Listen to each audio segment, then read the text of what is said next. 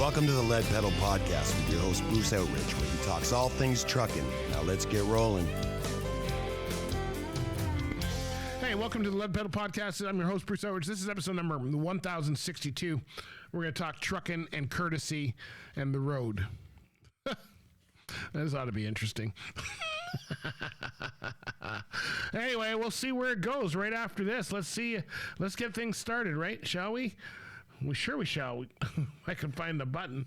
If I can find the button, we'd all be able to find courtesy on the road. Hey, folks, have you heard of CAT Transport? That's right. They are one of the leading carriers in Canada. They've been best managed fleet for many years.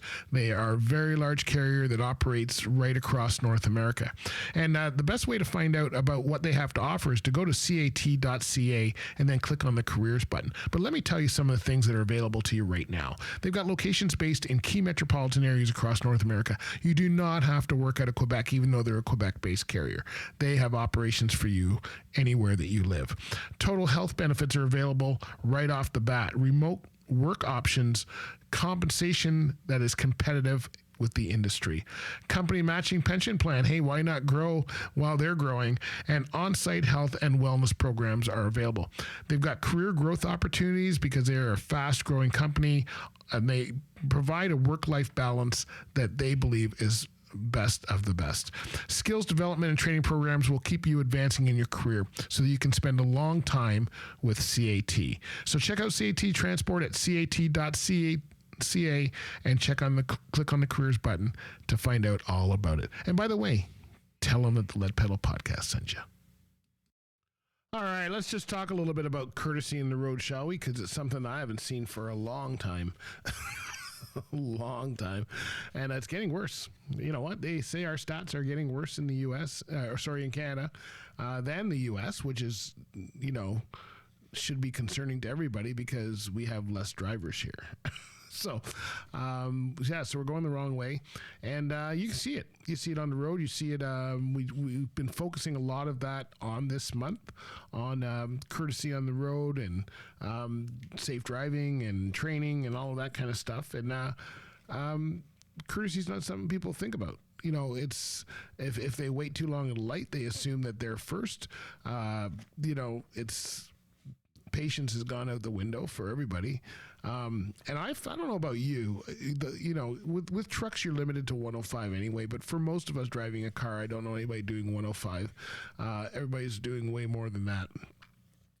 And I find that, if you just slow it down, and I know none of us want to slow down, but I've been driving slower. I don't know if I've just got it older. It's just easier.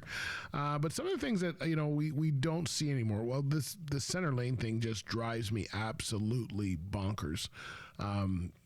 People just driving in the center lane with nobody on the right side, no exits coming up, no reason. And I see them get in there right away.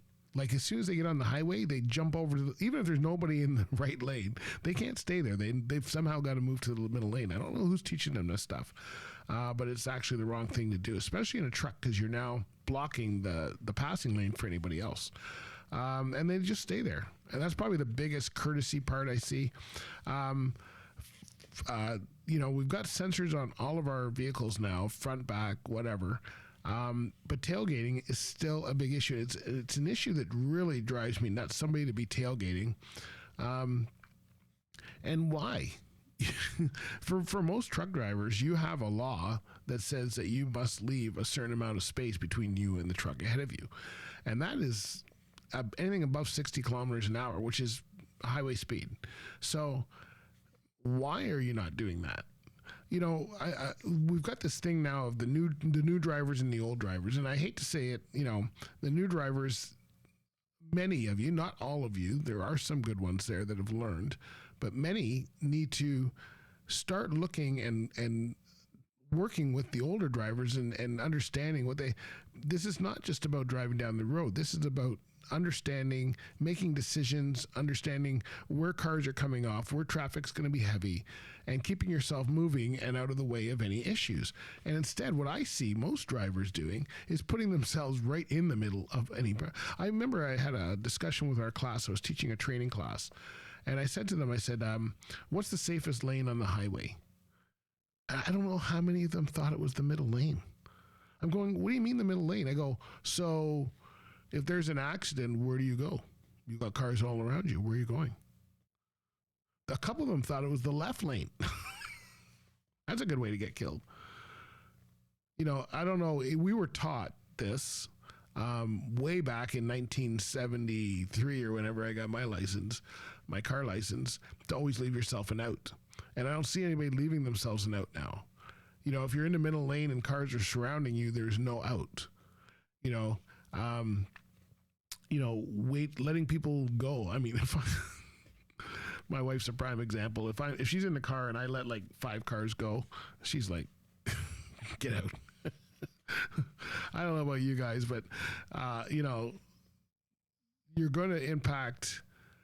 You don't have to be the first off the gun because you're probably going to impact traffic no matter how you do it. So it's interesting to see how people are trying to do this and why they're trying to do this, and to do. And you know, I just pulled up this article from Markel's not around anymore, but they used to be an insurance company here in Canada, and they say if you do any of these, you are not a courteous driver. Do you bulldoze your way through traffic, which means do you race to beat the changing light or speed through residential areas? Then you're an unsafe driver in your poor profession. So what does it mean to be courteous? It says always trying to, if you're always trying to jump on the other vehicle and get them going, you're not courteous.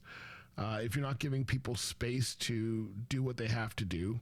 And it could be as easy as letting a truck turn out, right? How many of us truck drivers have been stuck in the middle of an intersection because somebody didn't friggin' get it, that they need to back up? I just did it the other day. You know, I was way back. I saw the truck was going to turn out. So I knew which way he's going to go. So I just stayed where I was. I didn't move up to the line like I could have. You know, I was next to move. The guy ahead of me went, and I just stayed where I was and let the guy make his turn. And he was so appreciative. Everybody in the truck, even the guy in the back of the garbage truck, was giving me the wave. I guess I don't see that too often. You know, if you're trying to, you know, if you got this attitude of, I'm going to be first, and it's a real problem. Probably the biggest one is the larger the vehicle attitude. You know, that one where my truck's bigger than your truck, so I'm first or I'm better. And we all see it with the smaller cars, right? The BMWs, the whatever, the Lexus, whatever. We always go, oh yeah, they're the ones who they don't care. Their time's way more important than ours, right? So we see it. But if you're not yielding the right of way, if you're not signaling your intentions, if you're driving a vehicle and you're just kind of not thinking about how you're impacting the vehicles around you, then you've got a poor driving attitude. And if you've got a poor driving attitude and you're speeding and all, something's going to happen. I saw a guy yesterday, BMW, so he had the middle lane was open for some reason. Like he had a long stretch that he could go in the middle lane. Traffic all around him. I'm in the right lane. I've seen this guy go up and you can see a car. Like there's a car ahead of him. It may have been like 10 car lengths up. But so why this guy's like speeding, like he's doing like 5 times the limit of everybody else on the road. I don't know where he's planning on going. It's like, okay, so you got up to, then he had to brake, and now he's going as slow as everybody else. And I'm going like, what's the point of that? Like what? You know, you put a lot of people in danger just passing at that speed because people thought, what's he going to do? You know, what if his brakes didn't work out? What if his reaction time was slow? What if he had some other challenge going on? You know, I see people, of course, distracted driving. If you're distracted driving, you're not being a courteous road user. If you're being a lane hog, if you're not driving to the speed of traffic, and you know, that's why I'm always afraid to use speed limits, because really the speed of traffic, the flow of traffic is what you should be working with. The speed limit in most cities is, you know, basically useless because nobody follows it. I know the other night I was coming off somewhere. I was on one of our toll highways here, the 407, and a cop got on. The cop got on with no lights on, like no tail lights on. Like they didn't even have they had just their daylight running lights. They didn't have any tail lights or anything. Got on beside me. I had the cruise on at 119, which is actually slow for the 407. Anybody who's been on the 407 knows it's about 130 is the actual, but it was midnight. There was nobody else on. So I had the cruise at 119 and I'm just cruising along. And this cop comes on and I go, I'm not taking off cruise. Everybody else does 130. So there's 5 lanes across, right? So I just kept going and this cop kind of got on and kind of was following me for a while. I don't know if they were waiting for me to brake, or I said, well, you know what, if you're going to pull me over because at that point there's not much of a charge. 120 is where they really start. So I'm at 119. I probably could have kicked it down a bit, but I just left it. He followed me for a while, and then they got off another exit, and I thought, well, glad I didn't kick it down, because I just drove it. I wasn't drinking or anything. I wasn't tired. I just was driving, and I thought, I'm keeping on cruise. I was enjoying the Margaritaville tune that was on by Jimmy Buffett. I thought, I'm not pulling it off. And I go, he's got no lights. He should be pulling over. I thought about slowing down and telling him he had no lights, but thought that might have gone against me the wrong way. So, especially in the middle of the night, you never know what they're doing. So I thought, just leave it alone. He'll pull you over if he thinks you're going too fast. Obviously, he didn't think I was going too fast because he didn't pull me over. So there you go. Yeah. Speeding, driving to the left of the center line are all examples of poor driving. I mean, like I say, speeding, I don't mind people that go fast. Just don't weave in and out of traffic and cause a ruckus for everybody else. That's signaling when you're changing lanes, not after you've changed the lanes, before you change the lane. Remember that whole, you can't even do that now, right? Like, it's the way they've made technology. You cannot remember you're supposed to have like 5 clicks before you change lane. You put your signal on 5 times before you change lane. You can't even do that in a car now. You can do that in an older truck, but you cannot do that in a car because it shows that someone's beside you. And every time the alarm goes off, I go, I know someone's beside me. I see them in my mirror, but you can't argue with it.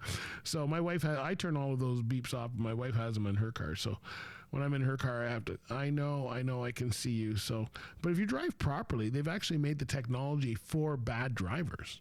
They haven't made it for good drivers. They made it for bad drivers. That's pretty bad. Anyway, signal your intentions. Have proper maintenance on your vehicle, right? There's the first part of being a good, checking your tires, keep your vehicle clean. There you go. Professionalism right there. And just use common sense. There's the problem right there. If you're thinking about other users and you're being courteous, you're going to be a good, safe driver. If you're obeying the traffic rules and using common sense, you're going to be a good driver. If you adjust your driving for weather and road conditions, you're going to be a good driver. Use your lights and stuff if you need to. Well, now they come on, but check them. Unless you've got it on auto or something, they may not be on at nighttime. Your front ones will be, but not your back ones. Take your training seriously. Is a good way to do it. And then make sure that you are, being courteous and helpful to others. And that's kind of where you need to be these days to be courteous on the road. Because if you're not being courteous on the road, then you're in trouble. And you can learn all about that at places like Ontario Truck Driving School. Hey folks, are you looking to start your career in the transportation industry? Ontario Truck Driving School can offer you the training you require. They have been active in the industry since 1978 and have the widest range of training programs and services in the industry. Everything from truck training to heavy equipment. And you know what? Thousands of men and women have successfully obtained employment and began careers operating heavy equipment, trucks and buses with the help of job-oriented training from Ontario Truck Driving School. They work with industry leaders and government offices to make sure that graduates are successful and complete their training properly. The trainers have years of experience in the industry and know how things work in the transportation and construction business. In fact, truck driving courses incorporate a session with Canada Customs officials, the Ministry of Transportation, and other industry partners to make sure that you are trained properly. This training gives you the advantage of starting your new career as a truck driver. So where do you go? They've got locations all throughout Ontario, and the best way to start is to go to otds.com and look under truck training. All right, there you go. That's where I'd go, otds.com. So let's be courteous out there on the road. Don't be a steering wheel holder. Be a professional driver and drive accordingly, and you will excel in your career, to be honest with you. All right, hey, make sure you join us on September 23rd. Trucking Network is having their next job fair. It's a mega job fair. They give away about $5,000 in cash prizes. every recruiter is going to be in the room. So you want to be there. And it's at the Pearson Convention Center in Brampton, Ontario, September 23rd, 8 until about 4:30 p.m. You can register at thetruckingnetwork.ca. If you're following us on social, you'll see it on our channels there. Come by and say hi. If you see me roaming around, we'll be there for sure. And that's in Brampton, Ontario, Pearson Convention Center. September 23rd. TheTruckingNetworkEvents.ca. All right. Hey, the best way to keep up with us is to catch us on our socials, and you can do that over at Facebook, Instagram, TikTok, Twitter, LinkedIn, YouTube, wherever else you can find the rest of our stuff. Because I can't even find it sometimes. But I'm sure you can find it because you're following us, right? Anyway, that's the way to do it, my friends. Be good out there. We'll talk to you next time. And lots of stuff going on, so stay with us. Okay, talk to you later. Bye for now.